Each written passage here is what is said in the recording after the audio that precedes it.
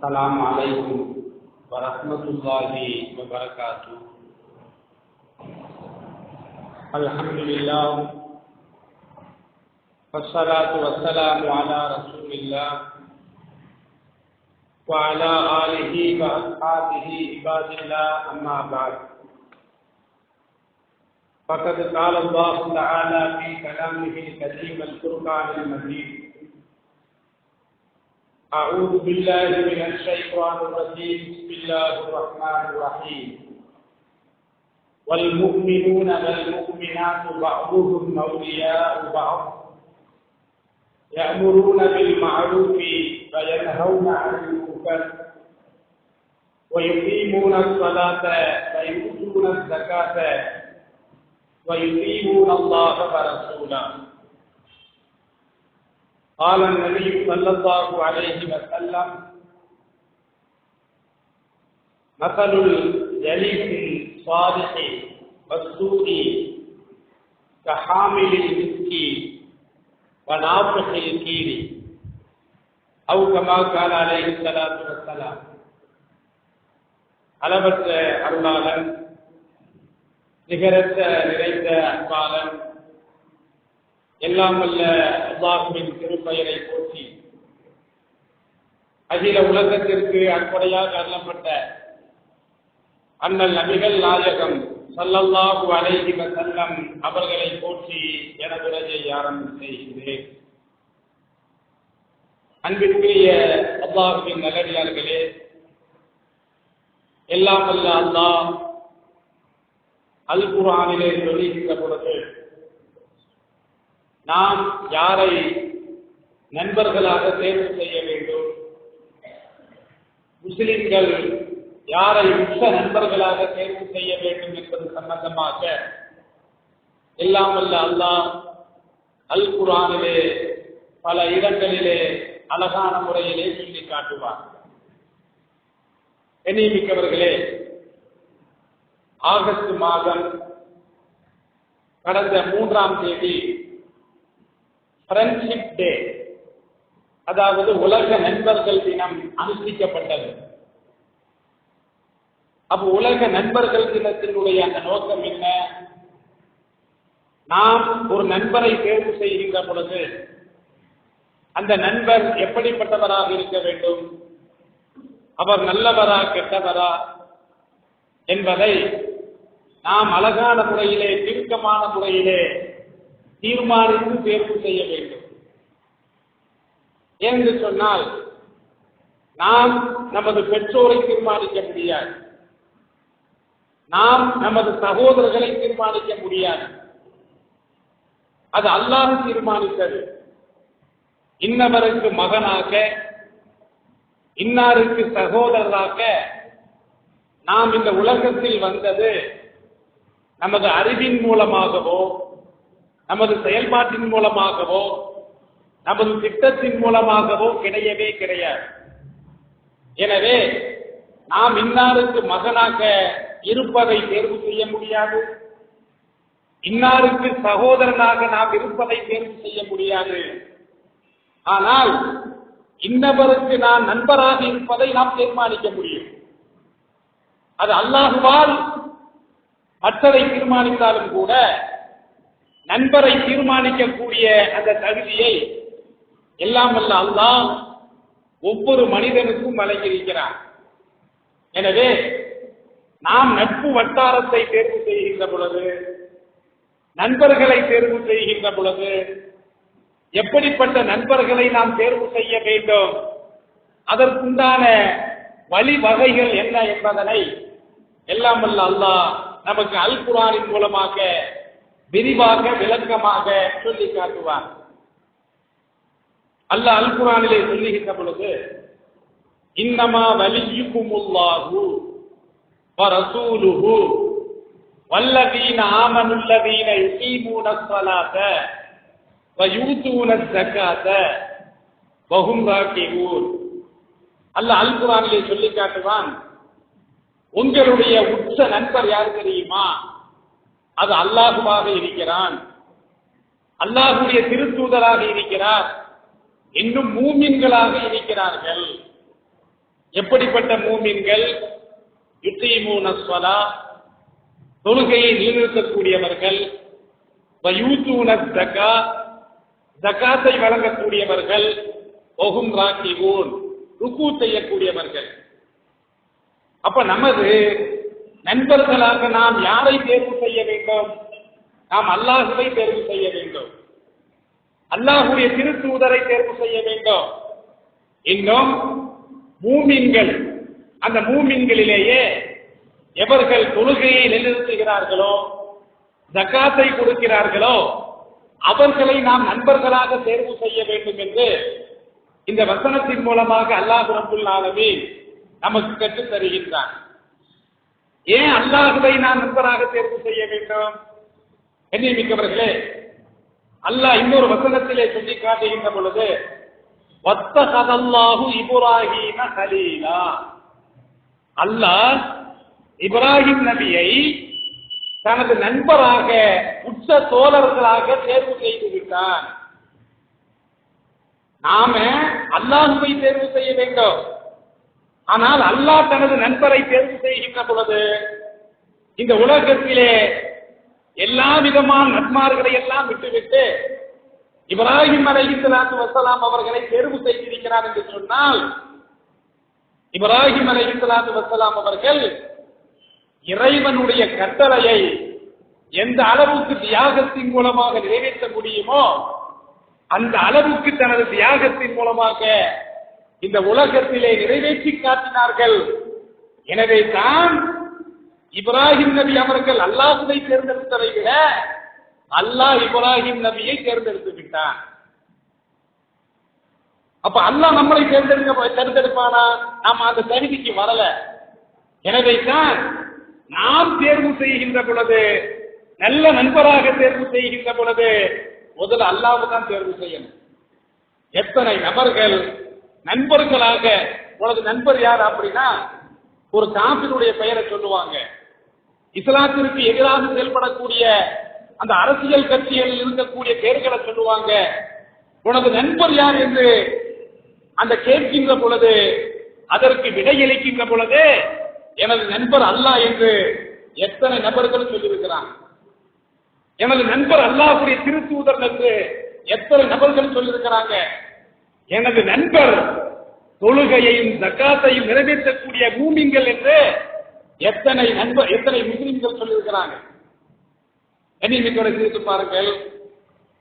அப்ப நாம நண்பரை எப்படி தேர்வு செய்யறோம் அப்படின்னா, ஷரியத்தினுடைய வட்டத்தை விட்டு, இஸ்லாத்தினுடைய வட்டத்தை விட்டு வெளியேறியவர்களை நாம் நண்பர்களாக தேர்வு செய்கின்றோம். அப்படி நாம் தேர்வு செய்கின்ற பொழுது நாம் இந்த உலகத்தில் வெற்றி பெற முடியுமா, மறுமையில் வெற்றி பெற முடியுமா என்று பார்த்தால் நிச்சயமாக கிடையவே கிடையாது. நாம் நண்பர்களாக தேர்வு செய்திருப்பது ஷைத்தானை நண்பர்களாக நாம் தேர்வு செய்திருக்கிறோம்.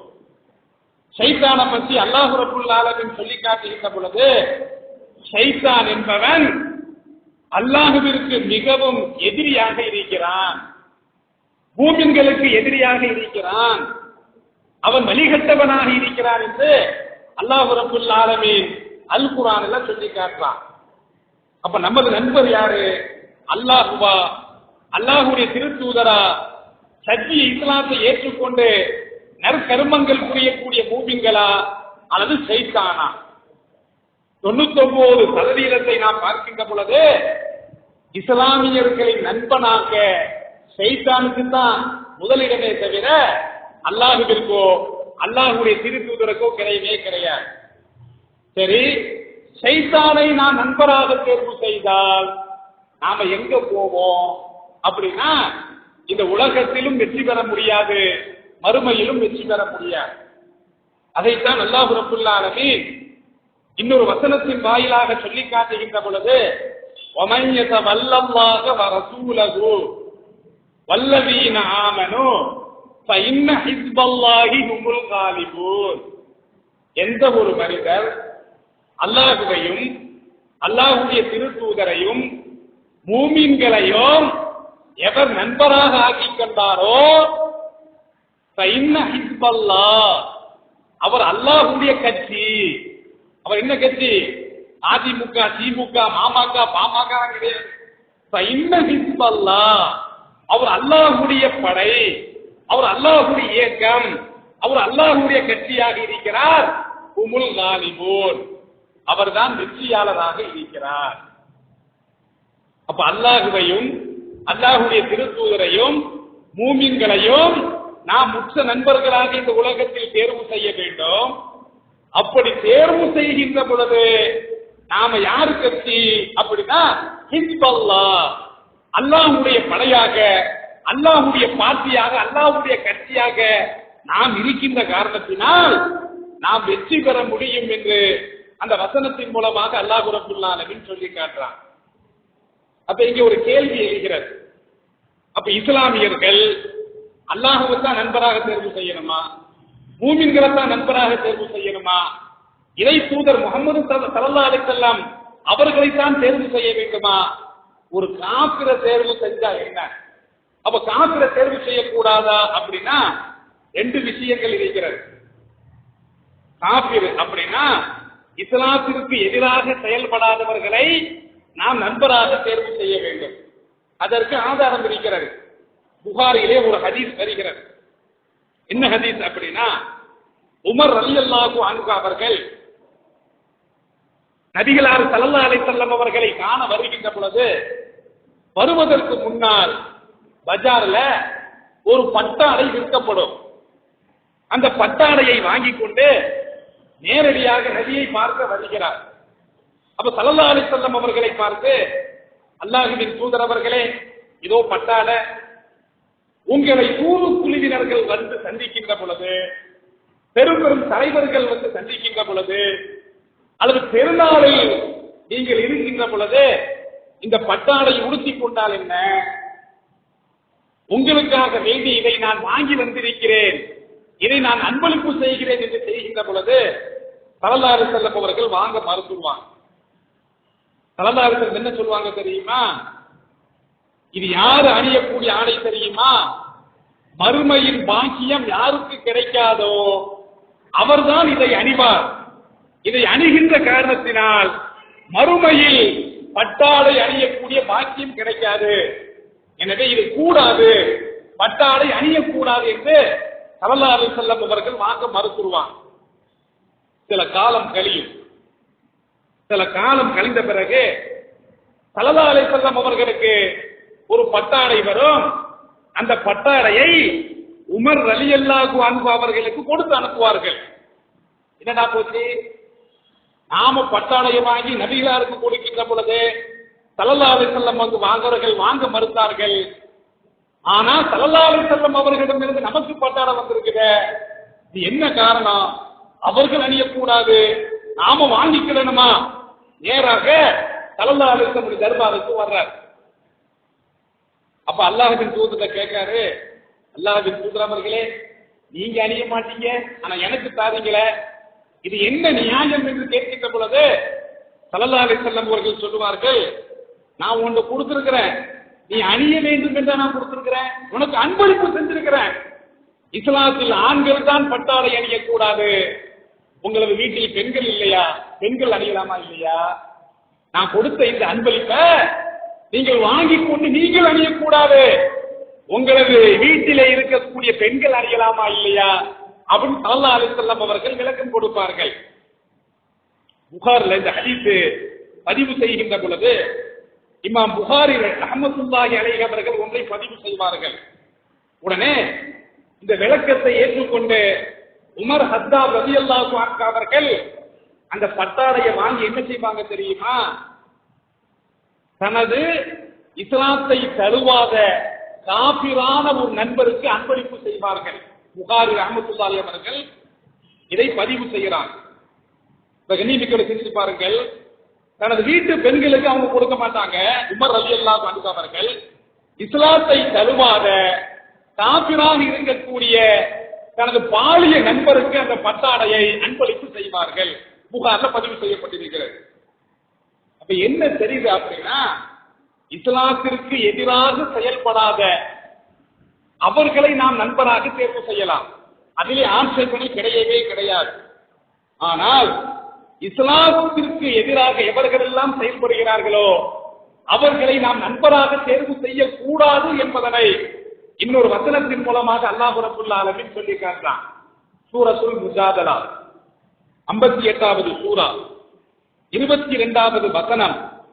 அந்த வசனத்தின் வாயிலாக அல்லாஹ் சொல்லி காட்டுவது என்ன அப்படின்னா, லா தஜிது கௌமன் யூமினூன பில்லாஹி வ ரசூலிஹி வல் யௌமில் ஆகிர் யூமினூன பில்லாஹி வல் யௌமில் ஆகிர். நபியே நாயகமே, ஒரு சமுதாயத்தை நீங்கள் பெற்றுக்கொள்ள மாட்டீர்கள். எந்த சமுதாயம் அப்படின்னா, அல்லாஹுவையும் மறுமை நாளையும் நம்பியிருக்கிறதே. இது யாரை பத்தி அல்லாஹ் சொல்றான் அப்படின்னு நபி தோழர்களை பத்தி அல்லாஹ் சொல்றான். அப்ப அப்படிப்பட்ட இந்த சமுதாயத்தை நீங்கள் பெற்றுக்கொள்ள மாட்டீர். எப்படி பெற்றுக்கொள்ள மாட்டீர்? யுவாத்தூன மன் ஹாத்தல்லாஹ வ ரசூலஹு. அல்லாஹ்விற்கும் அல்லாஹ்வுடைய திருத்தூதருக்கும் எவர்கள் எதிரிகளாக இருக்கிறார்களோ அவர்களை உற்ற நண்பர்களாக ஆக்கிக் கொள்ளும்படியாக இவர்களை நீங்கள் பெற்றுக்கொள்ள மாட்டீர்கள். உங்க நபி தோழர்கள் யாரு தெரியுமா? இவர்கள் உங்களுக்கு எதிரி, எனக்கு எதிரியாக இருக்கக்கூடிய அந்த எதிரிகளை இவர்கள் உற்ற நண்பர்களாக ஆக்கிக் கொள்ள மாட்டார்கள் என்று ஸல்லல்லாஹு அலைஹி வஸல்லம் அவர்களை பார்த்து அல்லாஹ் ரப்பல் ஆலமீன் சொல்லி காட்டுறான். அவர்கள் எப்படிப்பட்டவர்கள்? வலவு கானு ஆபாஹும், அவர்களுடைய தந்தைகளாக இருந்தாலும் சரி. இவரு முஸ்லிமா இருக்கிறாரு, இவருடைய தந்தை காஃபிரா இருக்கிறாரு அப்படின்னா தனது தந்தையை கூட அவர்கள் உற்ற நண்பர்களாக ஆக்கிக் கொள்ள மாட்டார்கள். அபுனாகும் அவ் இஹ்வானகும் அவ் அசீரத்தகும், தங்களது பிள்ளைகளாக இருந்தாலும் சரி, தங்களுடைய சகோதரர்களாக இருந்தாலும் சரி, தங்களுடைய குடும்பத்தை சார்ந்தவர்களாக இருந்தாலும் சரி, இவர்கள் அல்லாஹ்விற்கும் அல்லாஹ்வுடைய திருத்தூதருக்கும் எதிரிகளாக இருந்தால் தந்தை என்று கூட பார்க்க மாட்டார்கள், தனையன் என்று கூட பார்க்க மாட்டார்கள், சகோதரன் என்று கூட பார்க்க மாட்டார்கள், உறவுக்காரர்கள் என்று கூட பார்க்க மாட்டார்கள். இவர்களை நண்பர்களாக தேர்வு செய்ய மாட்டார்கள். இப்படிப்பட்டவர்களை நீங்கள் நபி தோழர்களாக, உங்கள் தோழர்களாக நீங்கள் பெற்றுக்கொள்கிறீர்கள் என்று அல்லாஹ் ரப்பல் ஆலமீன் அந்த வசனத்துல சொல்லி காட்டுறான்.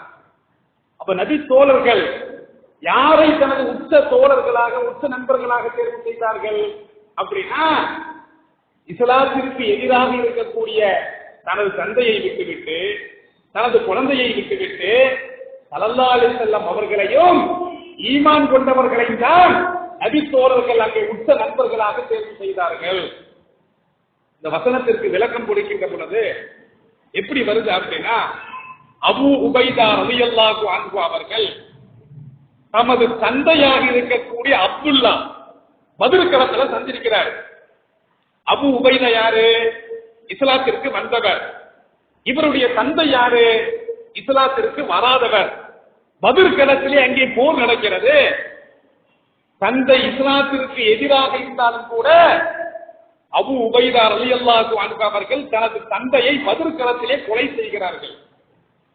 பாருங்க, தனது தந்தையாக இருந்தாலும் சரி, இஸ்லாத்திற்கு எதிராக இருந்தால் அந்த நட்பை அவர்கள் ஒதுக்கி விடுவார்கள். அதோடு மாத்திரம் அல்ல, அபூபக்கர் சித்திக் ரலியல்லாஹு அன்ஹு அவர்கள் பத்ர் களத்திலே கலந்து கொள்கிறார்கள். அவருடைய மகன் அப்துல் ரஹ்மான் அப்போது இஸ்லாத்திற்கு வரல. ஒரு காலத்துல இஸ்லாத்திற்கு வந்த பிறகு அபூபக்கர் சித்திக் ரலியல்லாஹு அன்ஹு அவர்களுடைய மகன் அப்துல் ரஹ்மான் அபூபக்கரை பார்த்து தனது தந்தையை பார்த்து சொல்லுவாரு, பின்னால் இஸ்லாத்துக்கு வந்த பிறகு சொல்லுவாரு, தந்தை அவர்களே, உங்களை நான் பத்ர் களத்துல சந்தித்தேன், ஆனால் உங்களை நான் வீழ்த்திவிடக் கூடாது, நீங்கள் எனது தந்தை என்று நான் விட்டுவிட்டேன் என்று சொல்லுகின்ற பொழுது அந்த சந்தர்ப்பத்தில் அபூபக்கர் சித்திக் என்ன சொன்னாங்க தெரியுமா? நான் உன்னைய பார்த்தா கொன்னுருப்பேன் அப்படிம்பார். நீ என்னைய பார்த்தா விட்டுட்ட, ஆனால் அந்த பத்ர் களத்திலே நீ அல்லாஹ்விற்கு எதிரியாக இருந்தாய், அல்லாஹ்வுடைய திருத்தூதருக்கு எதிரியாக இருந்தாய், அந்த நேரத்துல நான் பார்த்தா உன் கதையை முடிச்சிருப்பேன். இதைத்தான் அல்லாஹ் சொல்றான். தனது பிள்ளைகளாக இருந்தாலும் சரி, அல்லாஹ்விற்கும் அல்லாஹ்வுடைய திருத்தூதருக்கும் அவர்கள் எதிரிகளாக இருந்தால் அவர்களை தனது நட்பு வட்டாரத்திலே சேர்க்க மாட்டார்கள். அதோடு மாத்திரம் அல்ல, முஸ்அப் பின் உமைர் ரலியல்லாஹு அன்ஹு அவர்கள் தமது சகோதரரான உபைதா பின் உமைரை கொண்டார்கள். இஸ்லாத்திற்கு வரல, அங்கே போர்க்களத்தில் சந்திக்கிறாங்க. முஸ்அப் இப்னு உமைர் ரலியல்லாஹு அன்ஹு அவர்கள் இஸ்லாத்திற்கு வராத தனது சகோதரை போர்க்களத்தில் சந்திக்கின்ற பொழுது அங்கே வீழ்த்துறாங்களா இல்லையா? சகோதரர் என்று பார்க்கவில்லை, அவர் இஸ்லாத்திற்கு எதிரியாக இருக்கிறார். அவரை நட்பாக பார்க்கவில்லை, அல்லாஹ்விற்கு விரோதியாக, அல்லாஹ்வுடைய திருத்தூதருக்கு விரோதியாக இருந்த காரணத்தினால் தனது சகோதரர் என்று கூட பாராமல் போர்க்களத்திலே அங்கே கொலை செய்கிறார்கள். அதோடு மாத்திரமல்ல, உமர் ரலியல்லாஹு அன்ஹு அவர்கள் போர்க்களத்திலே வருகின்ற பொழுது தமது உறவினர்களை, எத்தனை உறவினர்களை அங்கே வீழ்த்திருக்கிறார்கள். உறவுக்காரர் என்று பார்த்தாரா? அந்த உறவுக்காரர் அல்லாஹ்விற்கு விரோதியா இருக்கிறாரு, அல்லாஹ்வுடைய திருத்தூதருக்கு விரோதியா இருக்கிறாரு, இஸ்லாத்திற்கு விரோதியா இருக்கிறாரு. எனவே உறவு என்பது அவர்களுக்கு தேவையில்லை, அல்லாஹ்விற்கு விரோதியா இருக்கிறாரு. இவரை நாம நண்பராக ஆக்கிக் கொள்ளக்கூடாது, அவரை வீழ்த்திவிட வேண்டும் என்று வீழ்த்தினாரா இல்லையா? அதோடு மாத்திரமல்ல, ஹம்சா ரலியல்லாஹு அன்ஹு அவர்கள் உத்துபாவை கொலை செய்தார்கள். உத்துபா யாரு? ஹம்சாவுக்கு உத்துபாவுக்கு உறவு முறை, ஆனால் உறவு முறை என்று பாரவில்லை. அலி ரலியல்லாஹு அன்ஹு அவர்கள் ஷைபாவை வீழ்த்தினார்கள். உபைத் இப்னு ஹாரிஸ் ரலியல்லாஹு அன்ஹு அவர்கள் வலீத் இப்னு உத்துபாவை தீர்த்து கட்டினார்கள். இவங்கெல்லாம் யாரு? உறவுக்காரர்கள். அப்படி உறவுக்காரர்களாக இருந்தாலும் கூட அந்த சமயத்திலே அவர்கள் நண்பர்களாக ஆக்கிக் கொள்ளவில்லை. அல்லாஹ்விற்கு விரோதிகள், அல்லாஹ்வுடைய திருத்தூதருக்கு விரோதிகள், இஸ்லாத்திற்கு விரோதிகள். அப்ப அல்லாஹ் என்ன சொல்றான் அப்படின்னா, நீங்கள் உச்ச நண்பர்களாக யாரை தேர்வு செய்ய வேண்டும்? முதல்ல அல்லாஹ்வை, இரண்டாவது அல்லாஹ்வுடைய திருத்தூதரை, மூன்றாவது மூமின்களை, நான்காவது இஸ்லாத்திற்கு எதிராக செயல்படாத அந்த காபிர்களை தேர்வு செய்யலாம். அதற்கு இஸ்லாத்தில் அனுமதி இருக்கிறது. ஆனால் அவர்கள் இஸ்லாத்திற்கு எதிராக நடந்து கொண்டால் அவர்களை நீங்கள் உச்ச நண்பர்களாக தேர்வு செய்யக்கூடாது என்பதனை எல்லாம் வல்ல அல்லாஹ் அல் குர்ஆனிலே அழகான முறையிலே, தெளிவான முறையிலே சொல்லி காட்டுறான். அப்ப நாம நண்பர்களை தேர்வு செய்ய வேண்டும். எப்படிப்பட்ட நண்பர்களை தேர்வு செய்ய வேண்டும்? நல்ல நண்பர்களை தேர்வு செய்ய வேண்டும் என்று நபிகள் பெருமான் ஸல்லல்லாஹு அலைஹி வஸல்லம் அவர்கள் அழகான முறையிலே சொல்லி காட்டுறாங்க. நல்ல நட்பு, தீய நட்பு, இரண்டு விதமான நட்புகள் இருக்கிறது. ஆனால் அதை தீர்மானிக்க பொழுது நல்ல நட்பை தான் தீர்மானிக்க வேண்டும். ஏனென்று சொன்னால், கல்லூரிகளில் படிக்கக்கூடிய அந்த மாணவ மாணவியர்கள் 55% ஆண்களும் 35% பெண்களும், கல்லூரியில் படிக்கக்கூடிய அந்த மாணவ மாணவியர்கள் தனது நட்பு வட்டாரத்தின் மூலமாக தீய பழக்க வழக்கங்களுக்கு அங்கே ஆளாகி விடுகிறார்கள். கல்லூரியில் போறாங்களா இல்லையா? 1ல இருந்து 10ஆம் வகுப்பு அல்லது 12ஆம் வகுப்பு வரைக்கும் படிக்கிறாங்க. அதை தாண்டி அவர்கள் கல்லூரிக்கு செல்கின்ற பொழுது அங்கே புது புது விதமான நண்பர்கள் கிடைக்கிறார்கள். அந்த புது புது விதமான நட்புகள் கிடைக்கின்ற பொழுது ஆண்களும் பெண்களும் அங்கே கெட்ட பழக்க வழக்கங்களுக்கு அங்கே ஆளாகிறார்களா இல்லையா? மது பழக்கத்திற்கு, போதை பழக்கத்திற்கு, கஞ்சா பழக்கத்திற்கு, போதை ஊசி பழக்கத்திற்கு, திருட்டு பழக்கத்திற்கு, விபச்சார பழக்கத்திற்கு, எத்தனையோ சொல்லிக்கொண்டே போகலாம். அதிர்ச்சி தரக்கூடிய ஆய்வுகள் நமக்கு அழகான முறையிலே, தெளிவான முறையிலே சொல்லி காட்டுகிறது. அப்ப கல்லூரியில் தான் இத்தனை நண்பர்களும் இத்தனை மாணவ மாணவியர்களும் தங்களது லைஃபையே தொலைக்கிறாங்களா இல்லையா? இது எதன் மூலமாக இந்த விபரீதங்கள் ஏற்படுகிறது என்று சொன்னால், கெட்ட நட்பின் மூலமாக ஏற்படுகிறது. அதுதான் பழமொழி கூட ஒன்று சொல்லும், கூடா நட்பு கேடாய் முடியும். கூடாத நட்பு வந்துருச்சு அப்படின்னா அவனுக்கு அது கேடாகத்தான் முடியும். எனவே இஸ்லாம் என்ன சொல்லுகிறது அப்படின்னா, நட்பை தேர்வு செய்கின்ற பொழுது நல்ல நட்பை தேர்வு செய்ய வேண்டும் என்று சொல்லி காட்டுகிறது. பாருங்க, கல்லூரியில் படிக்கக்கூடிய அந்த மாணவர்களை பேசும் பொழுது, என்ன மாப்பிள்ள பீடி கூட அடிக்க மாட்டேங்கிற, மது பழக்கம் உனக்கு இல்லையா, பெண்கள் பழக்கம் இல்லையா, நீ எல்லாம் ஒரு ஆம்பளையா? ஆம்பளை அப்படின்னா மது பழக்கம் இருக்க வேண்டும், கெட்ட பழக்கம் இருக்க வேண்டும், அவன் தான் அந்த ஆம்பளை. தூண்டி விடுதானா இல்லையா? இப்படி தூண்டி விடுகின்ற பொழுது இவனுடைய பேச்சை கேட்டு நட்பை முடிக்க முடியாதான், ரொம்ப பழகிட்டாங்களாம்.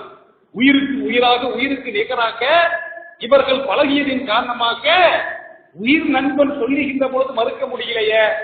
இன்னும் சில பேர் சொல்லுவான், என் நண்பன் கெட்ட நண்பனாக இருந்தாலும் கூட அவனுடன் நான் பழகின்ற பொழுது நான் கெட்ட நடவடிக்கைகளில் ஈடுபட மாட்டேன். சில பேர் சொல்லுவான், அதை ஏற்றுக்கிறதே முடியாது. அதற்கு உதாரணமாக சொல்லுகின்ற பொழுது இந்த விஷப்பாம்பு இருக்குதா இல்லையா, காடுகளில் கொடிய விஷப்பாம்புகள் அது எதுல இருக்கும் அப்படின்னா சந்தன மர கட்டைகளை சுற்றி கொண்டிருக்கும். அவன் சொல்லக்கூடிய உதாரணம், விஷப்பாம்பு சந்தன கட்டைகளில் சுற்றி இருந்தாலும் கூட அந்த விஷம் சந்தன கட்டைக்கு போகுதா? போகலையே. அது மாதிரி தான் நான் சந்தன கட்டை மாதிரி, அவன் சாக்கடை மாதிரி, அவனோடு சேர்வதன் மூலமாக அந்த சாக்கடை தன்மை இடத்துல வராது. அது மரத்துக்கு தான் பொருந்தும், மனுஷனுக்கு பொருந்தவே பொருந்தாது. அது யாருக்கு பொருந்தும்? அது மனிதனுக்கு பொருந்தவே பொருந்தாது. ஏனென்று சொன்னால் மனிதன் இன்னொரு மனிதனை பார்த்துத்தான் இந்த உலகத்திலே பழகுகின்றான், வாழுகின்றான். ஒரு மனுஷனை பார்த்துதான், பெற்றோரை பார்த்துத்தான், தனது ஏரியாவை பார்த்துத்தான், தனது ஊர் மக்களை பார்த்துத்தான் தனது பழக்க வழக்கங்களை ஒரு மனிதன் மாற்றிக்கொள்கிறான். எனவே இந்த உதாரணம் மனிதனுக்கு பொருந்தவே பொருந்தார். அல் குர்ஆனிலே அல்லாஹ் ரப்பல் ஆலமீன் சொல்லுகின்ற பொழுது வல் மூமினூன வல் மூமினாத்து பஅதுஹும் அவுலியாஉ பஅத், மூமினான ஆண்கள் மூமினான பெண்கள் சிலர் சிலருக்கு உற்ற நண்பர்கள்.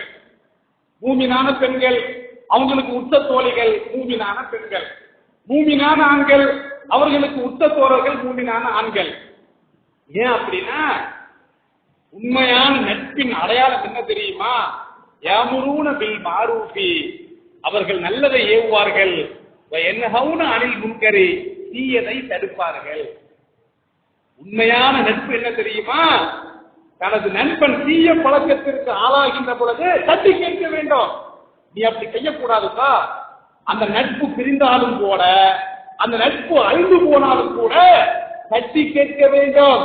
அதுதான் உண்மையான நட்பு. அந்த நட்பை தான் இந்த வசனத்திலே அல்லாஹ் ரப்பல் ஆலமீன் சொல்றான். அப்ப உண்மையான நண்பர்கள் எப்படி அப்படின்னா நல்லதுதான் ஏவுவாங்க, தீயதை தடுப்பார்கள் என்று அல்லாஹ் ரப்பல் ஆலமீன் அல் குர்ஆனிலே சொல்லி காட்டுகின்றான். இன்னொரு வசனம், இன்னொரு இதிலே ஸல்லல்லாஹு அலைஹி வஸல்லம் அவர்கள் சொல்லி காட்டுகின்ற பொழுது ஒரு மனுஷன் இன்னொரு மனுஷனை தேர்வு செய்கின்ற பொழுது மூமினாக இருக்கிறாரா என்பதை பார்த்துதான் அந்த நட்பு வட்டாரத்தை தேர்வு செய்ய வேண்டும் என்று கூட ஸல்லல்லாஹு அலைஹி வஸல்லம் அவர்கள் சொல்வார்கள். அதோடு மாத்திரமல்ல, ஒரு மூமின் எந்த நட்பை தேர்வு செய்கின்றானோ அவனுடைய மார்க்கத்தில் தான் இருக்கிறான் என்று கூட ஸல்லல்லாஹு அலைஹி வஸல்லம் அவர்கள் சொல்வார்கள். எனவே நாம நண்பராக தேர்வு செய்கின்ற பொழுது நல்ல நண்பராக இஸ்லாத்திற்கு உச்ச தோழர்களாக இருக்கக்கூடியவர் தான் நண்பராக தேர்வு செய்ய வேண்டும் என்பதனை அல் குர்ஆனும் அல் ஹதீஸும் தெளிவான முறையிலே சொல்லி காட்டுகிறது. எனவே நமக்கு முதல் நண்பன் அல்லாஹ் தான், இரண்டாவது நண்பர் முஹம்மது ஸல்லல்லாஹு அலைஹி வஸல்லம், மூன்றாவது நண்பர்கள் முஸ்லிம்கள்.